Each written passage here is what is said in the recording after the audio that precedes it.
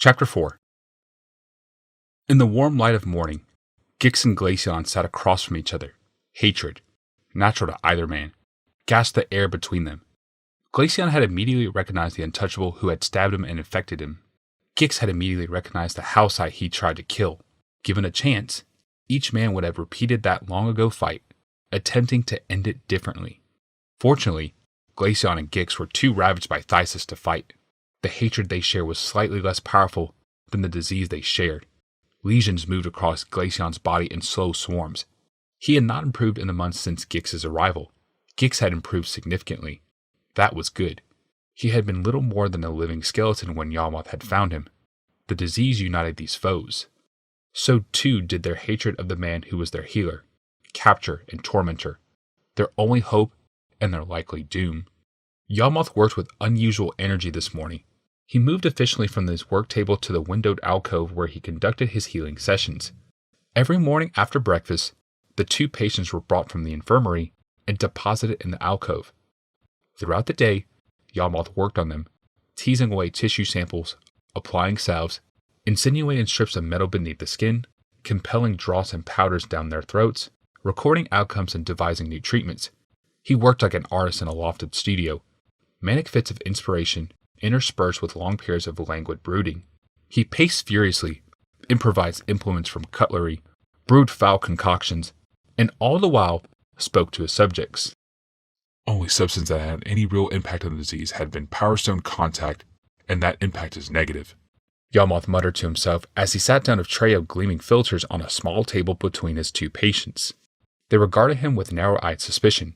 Gix, strapped uptight in his wheelchair, stared angrily at him. Why these?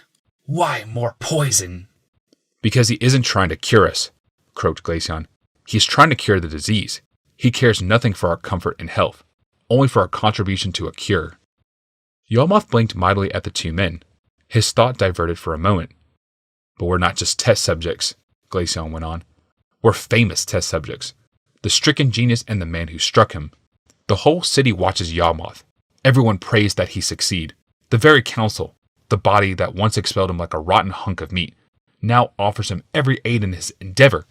They fear they've invited civil war again in their midst. Some even call for Yawmoth's exile. But meanwhile, they pray for him and his efforts. He is the sculptor, and we the hunks of stone he chisels and cuts. A wry smile entered Yawmoth's handsome features, and he bowed his head in acknowledgement. In fact, the sculptor has a few more cuts to make this morning. Both men groaned. Gix hissed in untouchable vulgarity. Yawmoth drew the robe off Gix's narrow shoulders, exposing a cluster of lesions on the man's stomach. He produced a scalpel and began deftly nicking the center of each dark spot. This morning's salves must be absorbed directly into the infections. Ah, that stings!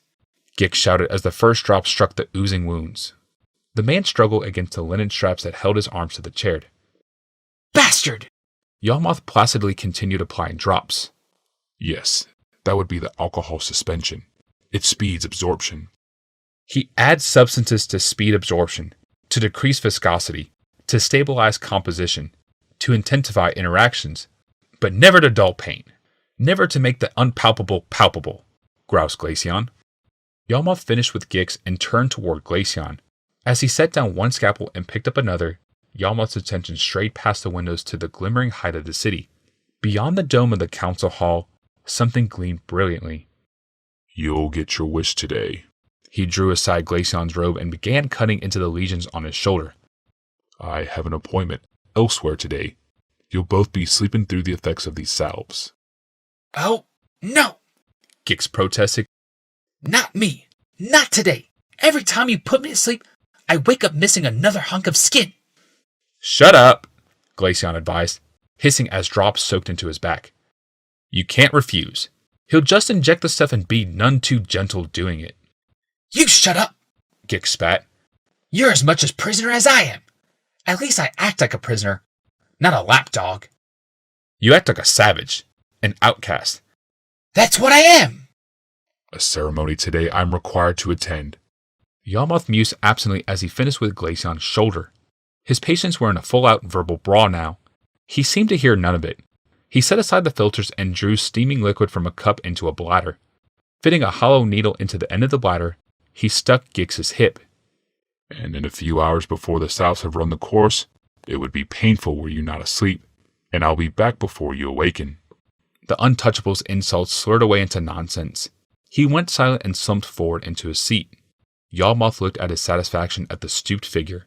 He turned, steaming cup in one hand and needle bladder in the other. Do you need an injection, or will you drink it for yourself? Give it to me, Glaceon hissed, extending a hand toward the cup. Haven't you cut me enough already? He grabbed the cup and dashed its steaming content onto its mouth. The taste of the stuff was horrible, and it burned the tongue. Yawmoth watched his patient's throat move. I've got to get ready. He set the empty cup on a nearby table and withdrew to his private chambers. By the time he returned, dressed in finery provided to him by Rebecca, Yawmoth saw Glaceon slumped over, a line of drool from his lower lip to his lap. Nodding in satisfaction, Yawmoth stared down at the sleeping man. They're launching the foundation of the Thran temple today. I wouldn't want you anywhere near so many power stones. I'll tell your wife you were too sick to attend. When Yawmoth was gone, Glaceon sat upright and stared after him. Too sick to attend, he growled. The steaming sedative soaked into the cushion of his wheeled chair. Too sick. It would be difficult to make his way down those sloping stairs and around the corner to the door, but Glaceon was determined. He would reach the street and call for aid. He couldn't bear to ride in a Power Stone-driven sedan chair, but he would reach the heights somehow. He would see his wife's triumph.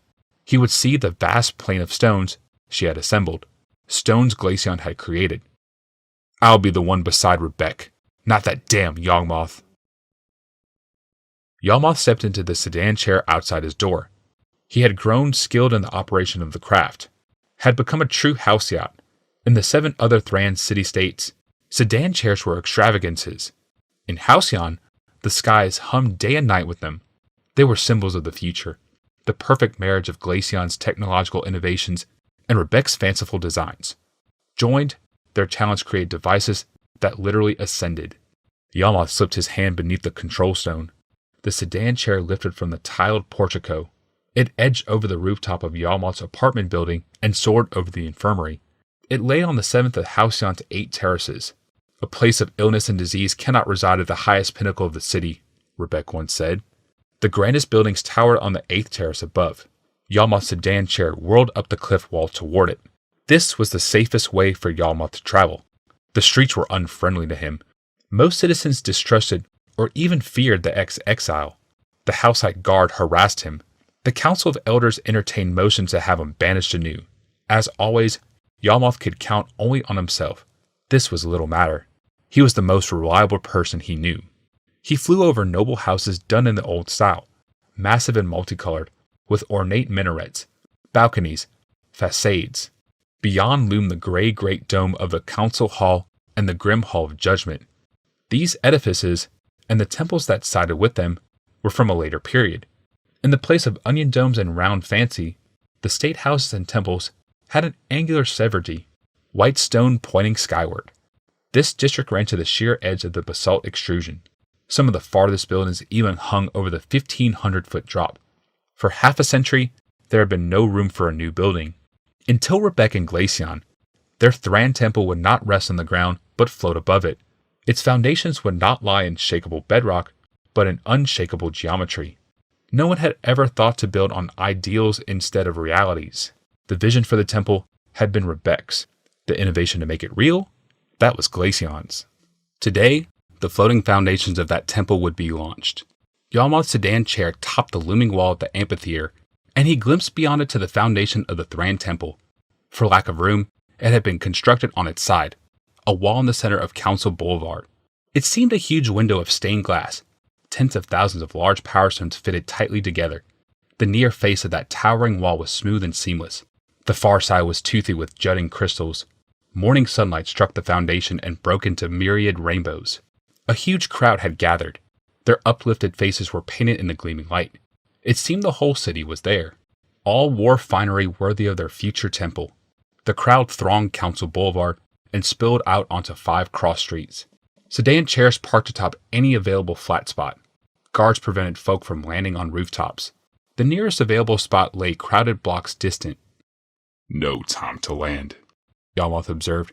He guided the sedan chair to hover above the tiled roof of an old temple. Someone ascended the vast gray dome of the council hall. A set of broad stone stairs spiraled to the peak of the dome, where a spire gave a view of the whole world. With solemn tread, the figure rose to that high spot and stood, casting a shadow on the foundation wall beyond. It was more than a shadow. Morning light streamed past the figure, bearing its image into the power stones. There, in myriad refraction, the figure took form, no longer garbed in flesh, but now in light. It was the most glorious vision Yawmoth had ever seen. Rebecca, he whispered breathlessly. She had not merely ascended, but transcended.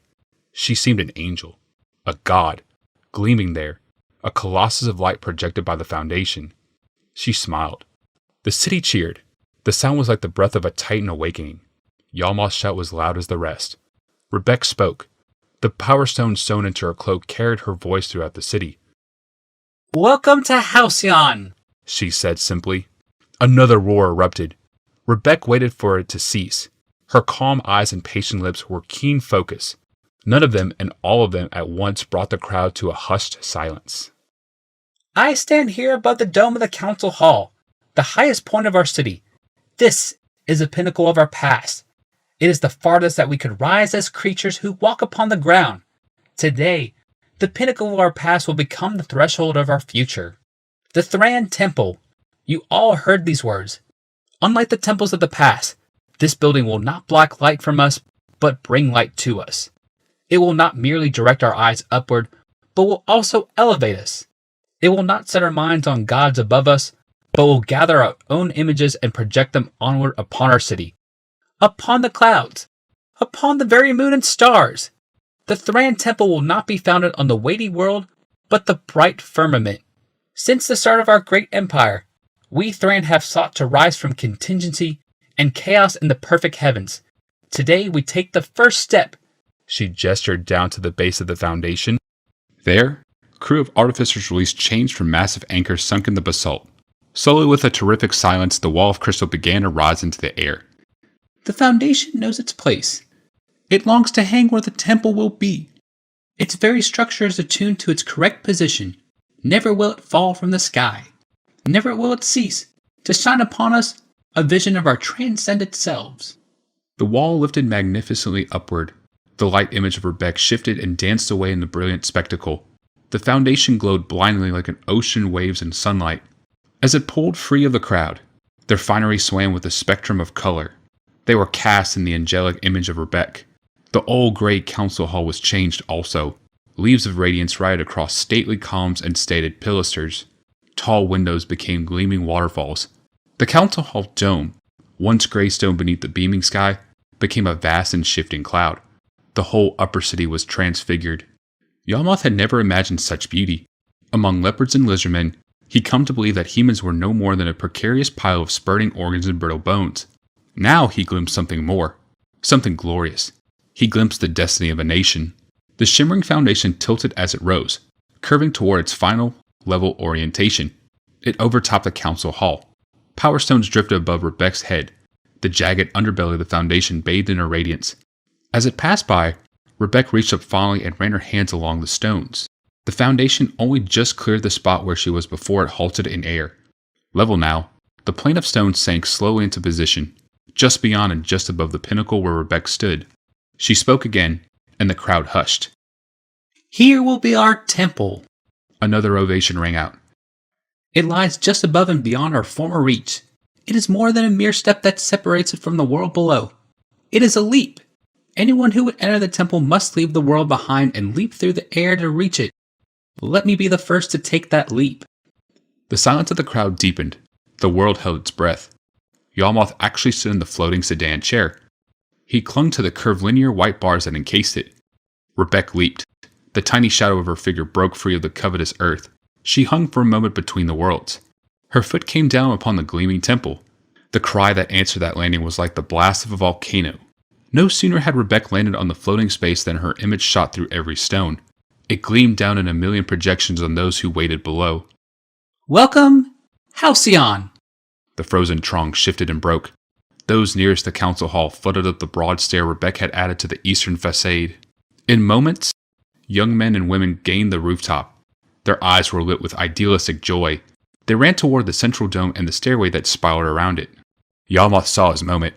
He sat again and grasped the control stone of his sedan chair. The craft leaped to the pressure of his hand and vaulted across the upper city. The council hall dome swelled out below him. He reached its peak in a moment before anyone else. Taking his hand from the control stone, he halted the craft in midair, climbed out, and dropped onto the dome. Laughing joyously, he scrambled up the pinnacle spire. At its peak, he hurled himself across the emptiness. The world swung vertiginously beneath him. He landed on the shimmering foundation, in the surprised arms of Rebecca. Together they spilled, laughing to the soothed stone floor. Robes tangled in robes, arms and legs intertwined. They struggled to stand. Yawmoth wrapped in Rebecca in a joyous embrace. "You've done it, Rebecca. You've done it." His voice echoed through the high city. "We've all done it," she exclaimed in response and returned his embrace. Those words almost killed Glaceon. The words and the laughter, and the glimmering image of Rebecca in that bastard's arms. They almost killed him. The temple foundation made its legions fester. "Take me.